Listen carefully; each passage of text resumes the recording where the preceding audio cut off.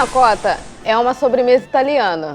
E se a gente traduzir, é a nata do leite cozida. Mas hoje vamos utilizar ingredientes diferentes da receita original. A gente vai usar gelatina, que é para dar ponto, laranja Bahia, que é aqui do Brasil, e... Peraí, Luiz, sem spoiler. Anote aí os ingredientes.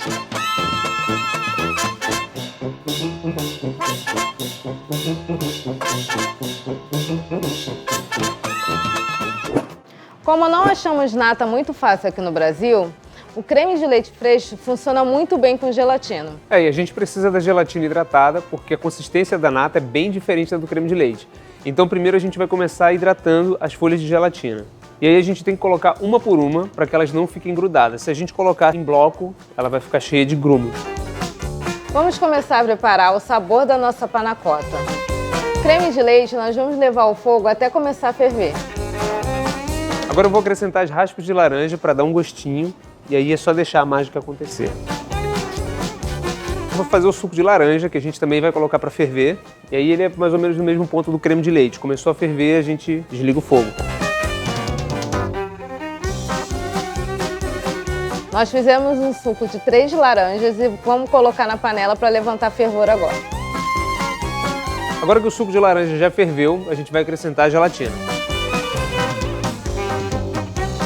E é sempre importante a gente mexer bem o suco de laranja com fouet para não empelotar a gelatina. A gente acrescenta o chocolate dentro do creme de leite. Tem que deixar derreter bem.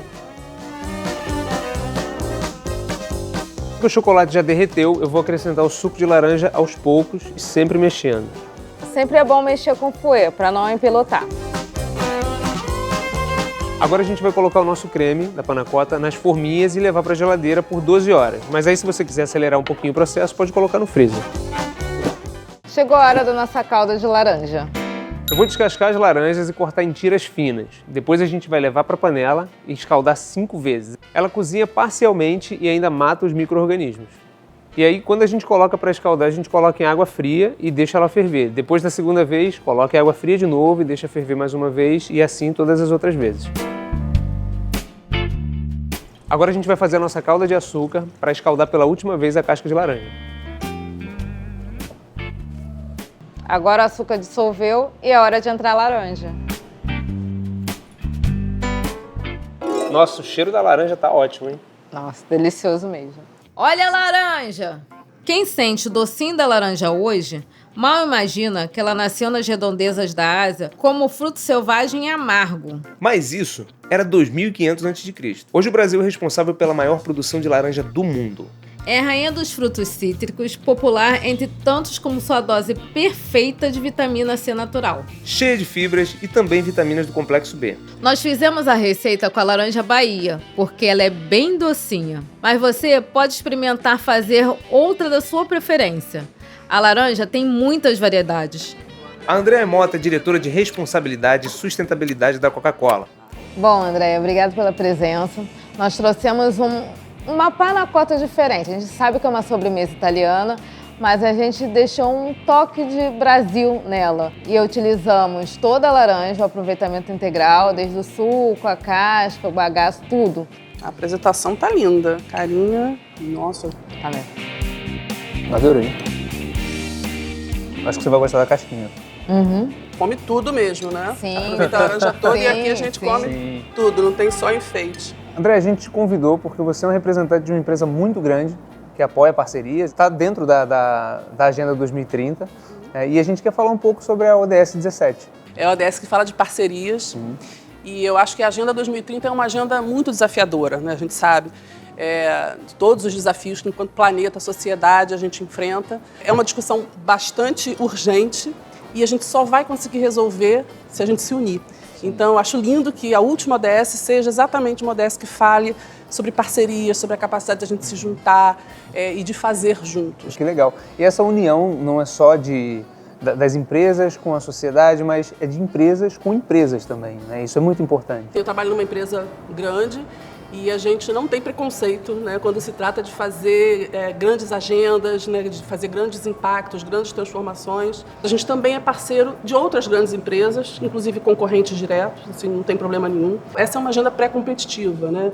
Então, as parcerias improváveis, eu acho que são, às vezes, as mais poderosas, né? Mas em 2016, por conta das Olimpíadas no Rio de Janeiro, a gente descobriu que ia ter esse projeto super ambicioso, super corajoso, de construir do nada, né, um refeitório. E a gente resolveu apostar, porque não foi pelo projeto em si, pela visibilidade, mas foi pela ideia incrível, ousada. Quando veio a proposta de, olha, esse vai ser um dos legados, né, das Olimpíadas, a gente falou, faz todo sentido. Claro. E estamos falando de desperdício de alimentos, de aproveitamento integral, estamos falando de acesso a uma alimentação digna para pessoas em situação de risco. E a gente entrou nessa como um patrocinador semente, né, para iniciar. E a gente está aqui em 2019, né, e que alegria ver que o legado ficou. Então, também é um orgulho enorme ter feito parte um pouquinho aí dessa história. Andréia, a gente já falou sobre parcerias aqui e fala um pouquinho como o primeiro setor pode influenciar empresas do terceiro setor e o terceiro setor em geral. Bom, existem muitas formas de fazer, né? E eu acho que a gente ainda não conseguiu, né, descobrir a melhor forma, então estamos aprendendo.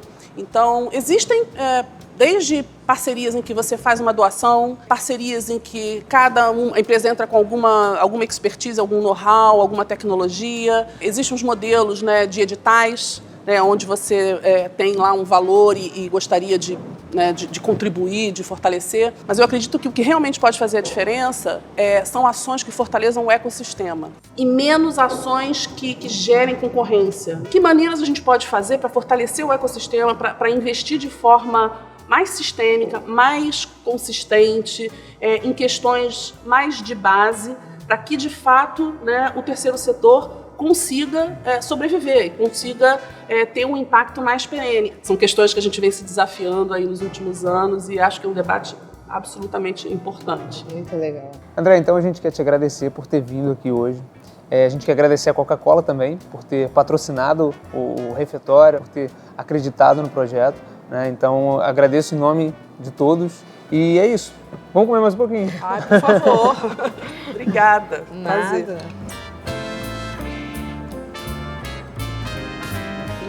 Melhor parte. Vou comer uns 3 disso. Gostei muito da caixinha. Sim. Delícia. Bom. Tem que escaldar, cozinhar umas 5 vezes e aí na última vez, na 5ª vez, a gente escaldar ela na calda de açúcar. Isso.